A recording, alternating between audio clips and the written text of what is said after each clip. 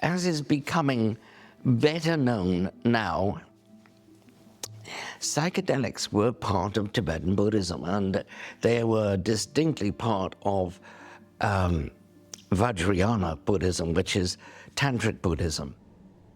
I'm Mike Crowley, otherwise known as Lama Karma Tenzin Dorje.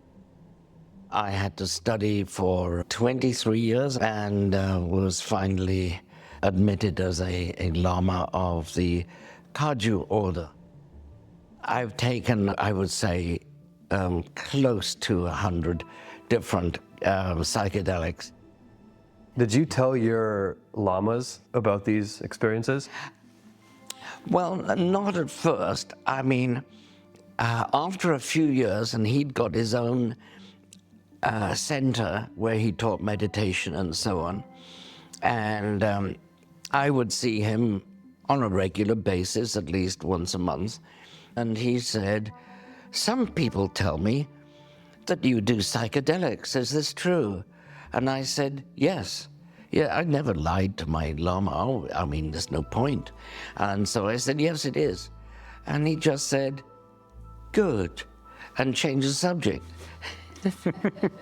As is becoming better known now, psychedelics were part of Tibetan Buddhism, and they were distinctly part of Vajrayana Buddhism, which is Tantric Buddhism, which is actually philosophically identical to Mahayana Buddhism, with one exception. They do psychedelics. And this has been secret until very recently, and recently the Dalai Lama said, you know, the world has changed, we can't keep the secrets that we once did. You know, we have to admit that we did psychedelics. And that there are several Tibetan Lamas who openly embrace psychedelics now, like Dzongsa Chensei Rinpoche, who I know from two different sources, performed a Ghana chakra ceremony in Brazil using ayahuasca.